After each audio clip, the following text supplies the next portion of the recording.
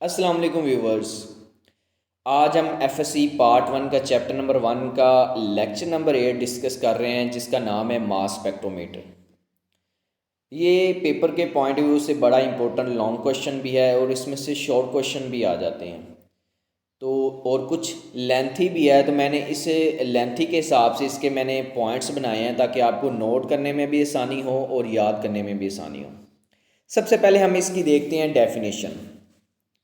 An instrument which E use, एक ऐसा आला है, ऐसा इंस्ट्रूमेंट है जिसको हम इस्तेमाल करते हैं टू मैयर, कैलकुलेट करने के लिए एग्जैक्ट आइसोटॉपिक मास, किसी भी आइसोटॉप्स का मास ऑफ एन एलिमेंट, किसी भी एलिमेंट के डिफरेंट जो आइसोटॉप्स होते हैं उनके मासिस को कैलकुलेट करने के लिए along with the relative abundance, और उन मासिस के साथ साथ उनकी रिलेटिव अबंडेंस भी फाइंड करने के लिए। रिलेटिव अबंडेंस मीन मतलब वो कितनी क्वांटिटी में है, जो डिफरेंट आइसोटॉप्स हैं उनके जो मासेस है वो कितनी क्वांटिटी में है। इस चीज़ को मेजर करने के लिए जो हम इंस्ट्रूमेंट इस्तेमाल करते हैं उसको हम स्पेक्ट्रोमीटर कहते हैं, और जो फिनोमेना जो प्रोसेस कहलाता है वो हमारे पास होता है मास स्पेक्ट्रोमीट्री। दूसरे नंबर पे एक पॉइंट भी है और एक क्वेश्चन भी है, ये हमें किस तरह की इन्फॉर्मेशन देता है। जैसे कि डेफिनेशन में मैंने बात की है, ये 3 तरह की इन्फॉर्मेशन देता है। सबसे पहले number of isotopes, second number पे आइसोटॉपिक मास, थर्ड नंबर पे रिलेटिव अबंडेंस। आगे जी तीसरा पॉइंट है टाइप्स। इसकी कितनी टाइप्स? इसकी 2 types, Aston mass spectrometer and Dempster mass spectrometer. सबसे पहले हम देखते हैं एस्टर्न मास स्पेक्ट्रोमीटर। एक साइंटिस्ट था एस्टन, उसने इसको डिज़ाइन किया था। It is use for only gases substance, इसको हम सिर्फ गैसेस सब्सटेंस को मेजर करने के लिए इस्तेमाल करते हैं। थर्ड नंबर पे it separate the isotopes on the basis of mass, ये आइसोटॉप्स को सेपरेट करता है मास की बेस पे। ये हमारे पास ओल्ड। इसके बाद आया एक साइंटिस्ट डेम्स्टर, उसने इसमें थोड़ी सी इम्प्रूवमेंट की, तो हमारे पास स्पेक्ट्रोमीटर नया आ गया जिसको हम मॉडर्न स्पेक्ट्रोमीटर भी कहते हैं। इसको डिज़ाइन किया था डेम्स्टर साइंटिस्ट ने। इसे हम यूज़ करते हैं to find out all type of substance. All type of substance mean liquid, solid, gaseous, जितनी भी सब्सटेंस है उन सब को फाइंड करने के लिए इस्तेमाल करते हैं, जैसे ऑस्टन में सिर्फ गैसियस के लिए था। थर्ड नंबर पे बात की जाए तो separate the isotope on the basis of M over V, M over E value, वो मासिस की बेस पे सेपरेट करता था एस्टन। ये डेम्स्टर क्या करता है, ये एम ओवर ई वैल्यू की बेस पे जो आइसोटॉप है उनको सेपरेट करता है। एम ओवर ई मैंने मास over charge ratio, mass of charge ratio, अगर किसी भी चीज़ की मास ऑफ चार्ज रेशो निकालनी है तो मास ऑफ, जैसे कि मैं फर्स्ट इलेक्ट्रॉन की बात कर रहा हूँ, mass of electron over charge of electron को डिवाइड करेंगे तो एम ओवर ई वैल्यू आ जाएगी। केटाइन की निकालनी है तो mass of cation, charge of cation, तो डिवाइड करेंगे तो एम ओवर ई वैल्यू आ जाएगी। तो ये इस बेस पे आइसोटॉप्स को सेपरेट करता था। अब जो हमने आज के टॉपिक में भी पढ़ना है वो भी हमने डेम्स्टर पढ़ना, मीन मॉडर्न। सबसे पहले हम इसका देखते हैं प्रिंसिपल। प्रिंसिपल इसका ये है कि सबसे पहले जो सब्सटेंस होती है उसको हम करते हैं वेपोराइज। सबसे पहले सब्सटेंस को वेपोराइज करते हैं, मीन उसको हम वेपर की फॉर्म में कन्वर्ट करते हैं। सेकंड नंबर पे then ionise with the help of high energy beam of electron to form positive ions. Second number पे उस जो वेपर हमारे पास बने होते हैं उसको आयोनाइज करते हैं, उसे आयंस की फॉर्म में चेंज करते हैं। आयंस की फॉर्म में चेंज कैसे करते हैं, उन जो हमारे पास सब्सटेंस होता है उसके ऊपर हम high energy beam of electron को उनकी बम्बार्मेंट करवाते हैं या उनमें से पास करवाते हैं, तो हमारे पास आगे से बनता है पॉजिटिव आयंस।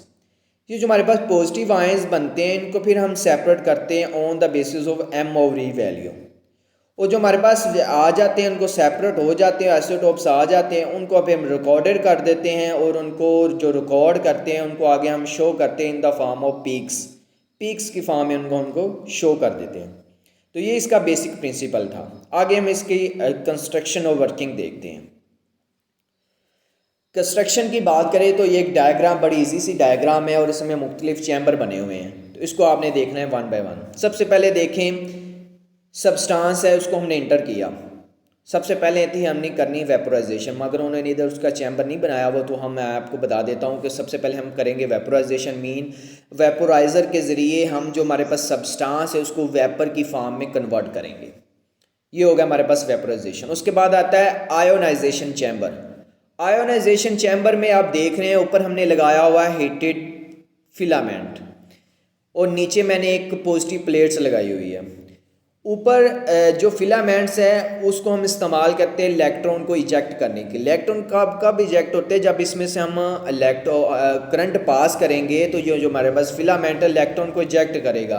इस तरह का फिलामेंट आप जैसे ये जो येलो लाइट बल्ब होते हैं उसमें भी इस तरह का स्प्रिंग लाइक फिलामेंट होता है। जब इसमें से हम करंट पास करते हैं तो वो हो जाता है रेड हॉट हो जाता है, उसमें से इलेक्ट्रॉन मूव होते हैं। इस तरह ये भी एक फिलामेंट है। जब इसमें से इलेक्ट्रॉन करंट पास करवाएंगे तो इसमें से इलेक्ट्रॉन निकलेंगे। अब नीचे मैंने लगाई है पॉजिटिव प्लेट। उसका मकसद ये है कि जो इलेक्ट्रॉन उधर से निकले वो नेगेटिवली चार्ज और नीचे पॉजिटिव प्लेट है वो तो सीधे नीचे की तरफ इजेक्ट होंगे, नीचे की तरफ मूव करेंगे और एक फ्लो बन जाएगा।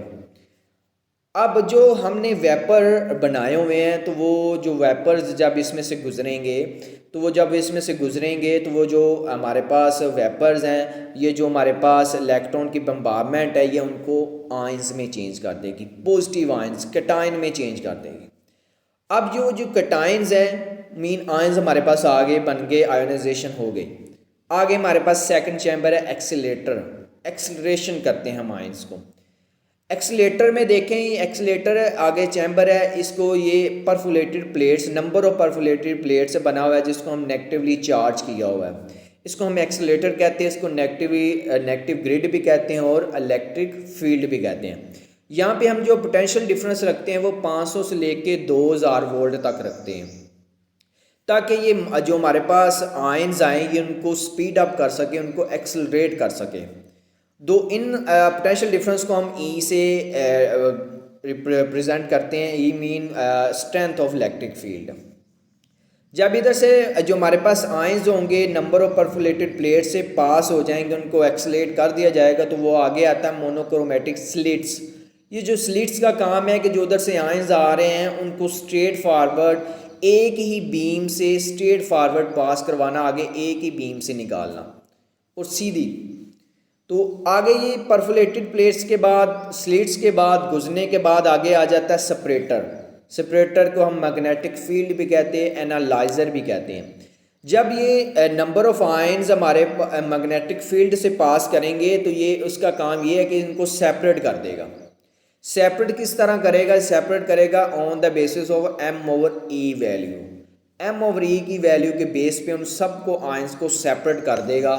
तो वो जो आयन सेपरेट हुए हैं वो हमारे पास आगे जाके आयन डिटेक्टर के पास मीन इलेक्ट्रोमीटर के पास चले जाएंगे। वो इन आयन को डिटेक्ट कर लेगा, पता चल जाएगा इसके कितने आइसोटोप्स हैं और इसकी आगे जो हमारे पास आगे हैं डिटेक्टर ने डिटेक्ट कर लिया तो वो आगे हमारे पास जो डिटेक्टर है इलेक्ट्रोमीटर है वो in the form of electrical वो इनको रिकॉर्डर में भेज देगा। रिकॉर्डर इनको रिकॉर्ड करेगा और आगे कंप्यूटराइज ग्राफ में इनको शो कर देगा in the form of peaks.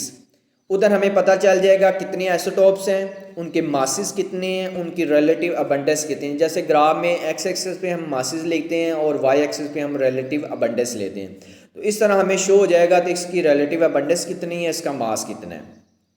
तो ये इसकी कंस्ट्रक्शन थी।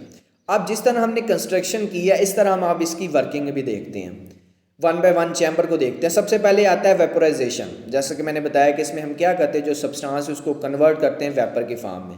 लेकिन ये जो वेपर हमारे पास बन जाते हैं इसका हम फिर प्रेशर रखते हैं, लो प्रेशर वो होता है 10⁻⁶ से लेकर 10⁻⁷ टॉर। ये बेसिकली लो प्रेशर रखने का मकसद क्या है? जब हम वेपर का प्रेशर लो रखेंगे तो वो एक्सपैंड हो जाएंगे, स्कैटर्ड हो जाएंगे। जब वो स्कैटर्ड होंगे तो वो जब beam of highly beam electron से पास करेंगे, इलेक्ट्रॉन के बम्बार्डमेंट से जब पास करेंगे तो वो इजीली आयंस में कन्वर्ट हो जाएंगे क्योंकि वो स्कैटर्ड है तो वो इजीली आयंस में कन्वर्ट हो जाएंगे। तो बेसिकली मकसद हमारा यही होता है। सेकंड नंबर पे आता है आयोनाइजेशन। मीन आयोनाइजर जो होता है वो वेपर्स को कन्वर्ट कर देता है आयंस में, मीन पॉजिटिव आयंस में। किस तरह करता है? By pass highly energy beam of electron. उनको जब हम हाई बीम एनर्जी से पास करेंगे तो वो उसको इलेक्ट्रॉन में उसको आयंस में चेंज कर देगा। जैसे एक हमारे पास कोई सब्सटेंस ए, उसके ऊपर हमने इलेक्ट्रॉन की बम्बार्डमेंट करवाई तो वो पॉजिटिव आयन बन गया और उसमें से एक इलेक्ट्रॉन निकले, एक खुद का था तो वो आगे 2 इलेक्ट्रॉन बन गए। थर्ड नंबर पे हमारे पास आता है एक्सेलरेटर। जैसे कि ऊपर हमने बात की परफोलेटेड प्लेट्स होती हैं जहाँ पे डिफरेंस पोटेंशियल डिफरेंस होता है 500 से लेके 2000 वोल्ट। वो जो परफोलेटेड प्लेट्स होती हैं वो उसका काम यही होता है, वहाँ पे पोटेंशियल डिफरेंस बहुत हाई होता है तो वो उनको एक्सेलरेट करता है। आयंस को जो हमारे पास आए होते हैं, आयंस जब वेपर से आयंस बनते हैं तो जो हमारे पास आते हैं एक्सेलेरेटर के पास हो तो उनको एक्सेलरेट कर देता है। आगे बात करें तो analyser. Analyser mean magnetic field या इसको हम सेपरेटर भी कहते हैं। ये आयंस को जब इसमें से आयंस पास होते हैं मैग्नेटिक फील्ड से, magnetic field of strength mean H से, तो ये इसको सेपरेट कर देता है on the basis of MOV value. ये सेपरेट होकर आगे हमारे पास डिटेक्टर के पास चले जाते हैं और आगे वही प्रोसीजर जैसे मैंने आपको पहले बताया। जो एम ओ वी वैल्यू इसकी इक्वेशन है हमारे पास, अकॉर्डिंग टू इक्वेशन हम इसको सेपरेट करते हैं जैसे कि M O V is equal to X square R square over 2e। H mean magnetic field, R radius and E electric field. अब जो एम ओ वी ये डायरेक्टली प्रोपोर्शनल है रेडियस के, मीन किसी भी आयंस का अगर आप mass to charge ratio increase करेंगे तो उसका रेडियस इंक्रीज हो जाएगा।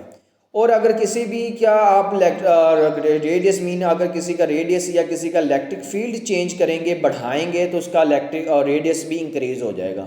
तो इसका ये डायरेक्टली रिलेशन है। तो ये बड़ा इजी सा आपका लेक्चर है तो आपने इसको तसल्ली से तैयार कर लेना। अगर कोई भी क्वेश्चन है या कोई भी मिसिंग पार्ट रह गया तो आप इनबॉक्स में बता सकते हैं कि अगर हम उसको दोबारा डिस्कस कर सकें और या आपको कोई क्वेश्चन है तो उसका हम आपको रिप्लाई कर सकें। तो इंशाल्लाह नेक्स्ट लेक्चर में मुलाकात करते हैं। अल्लाह हाफिज़।